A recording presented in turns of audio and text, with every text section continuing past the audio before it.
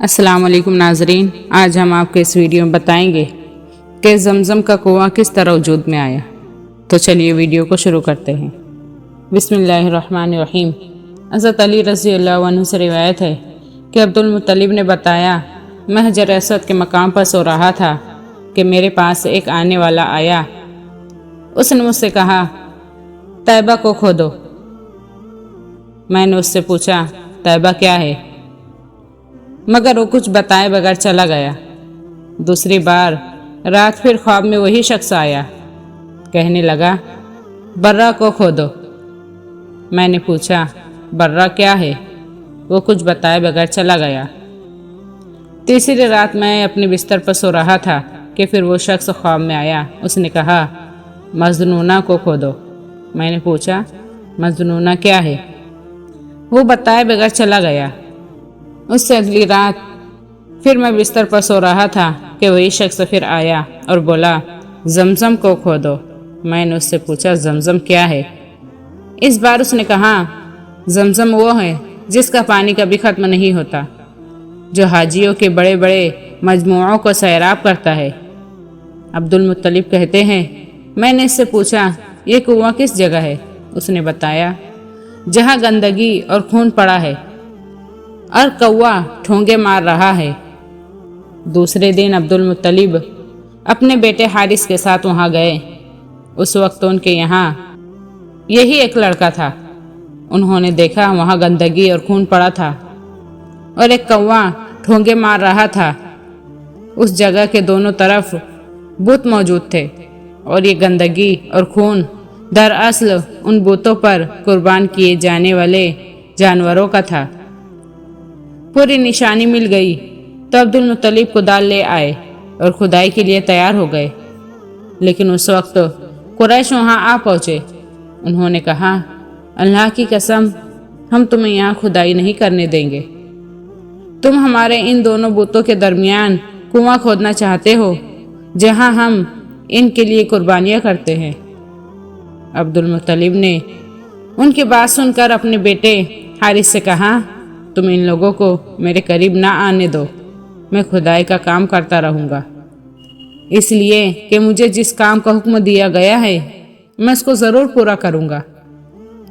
قریش نے جب دیکھا کہ وہ باز آنے والے نہیں تو رک گئے۔ آخر انہوں نے کھدائی شروع کر دی۔ جلد ہی کنویں کے آثار نظر آنے لگے۔ یہ دیکھ کر انہوں نے اللہ اکبر کا نعرہ لگایا اور پکار اٹھے، یہ دیکھو، یہ اسماعیل علیہ السلام کی تعمیر ہے۔ قریش نے یہ دیکھا کہ انہوں نے کنواں تلاش کر لیا تو ان کے پاس آ گئے اور کہنے لگے، عبد المطلب، اللہ کی قسم، یہ ہمارے باپ اسماعیل علیہ السلام کا کنواں ہے اور اس پر ہمارا بھی حق ہے، اسی لیے ہم اس میں تمہارے شریک ہو گے۔ یہ سن کر عبد المطلب نے کہا، میں تمہیں اس میں شریک نہیں کر سکتا، یہ مجھ اکیلے کا کام۔ اس پر قریش نے کہا، تب پھر اس معاملے میں ہم تم سے جھگڑا کریں گے۔ عبد المطلب بولے، کسی سے فیصلہ کروا لو۔ انہوں نے ابو سعد بن حزیم کی کاہنہ سے فیصلہ کرنا منظور کر لیا۔ یہ کاہنہ ملک شام کے بالائی میں رہتی تھی۔ آخر عبد المطلب اور دوسرے قریش اس کی طرف روانہ ہوئے۔ عبد المطلب کے ساتھ عبد مناف کے لوگوں کی ایک جماعت تھی، جبکہ دیگر قبائل قریش کی بھی ایک جماعت ساتھ تھی۔ اس زمانے میں ملک حجاز اور شام کے درمیان ایک بیابان میدان تھا۔ وہاں کہیں پانی نہیں تھا۔ اس میدان میں ان کا پانی ختم ہو گیا۔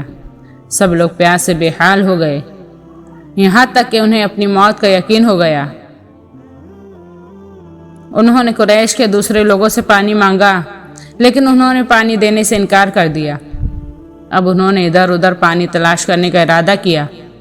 عبد المطلب اٹھ کر اپنی سواری کے پاس آئے۔ جو ہی ان کی سواری اٹھی، اس کے پاؤں کے نیچے سے پانی کا چشمہ ابل پڑا۔ انہوں نے پانی کو دیکھ کر اللہ اکبر کا نعرہ لگایا۔ پھر عبد المطلب سواری سے اترے۔ سب نے خوب سیر ہو کر پانی پیا اور اپنے اپنے مشکیزے بھر لیے۔ اب انہوں نے قریش کی دوسری جماعت سے کہا، آؤ تم بھی سیر ہو کر پانی پی لو۔ اب وہ بھی آ گئے اور خوب پانی پیا۔ پانی پینے کے بعد وہ بولے، اللہ کی قسم اے عبد المطلب، یہ تو تمہارے حق میں فیصلہ ہو گیا، اب ہم زمزم کے بارے میں تم سے کبھی جھگڑا نہیں کریں گے۔ جس ذات نے تمہیں اس بیابان میں سیراب کر دیا وہی ذات تمہیں زمزم سے بھی سیراب کرے گا، اسی لیے یہیں سے واپس چلو۔ اس طرح قریش نے جان لیا کہ اللہ تعالیٰ عبد المطلب پر مہربان ہے، لہٰذا ان سے جھگڑنا بے سود ہے اور کاہنہ کے پاس جانے کا کوئی فائدہ نہیں۔ چنانچہ سب لوگ واپس لوٹ آئے۔ سبحان اللہ۔ امید ہے کہ آپ لوگوں کو ویڈیو پسند آئی تو ویڈیو کو لائک، شیئر اور سبسکرائب کریں۔ اگلی ویڈیو میں ہم آپ کو بتائیں گے زمزم کے کنویں کی کھدائی کس طرح ہوئی اور عبد المطلب کی منت کس طرح پوری ہوئی۔ تو ملتے ہیں اگلی ویڈیو میں، جب تک کے لیے اللہ حافظ۔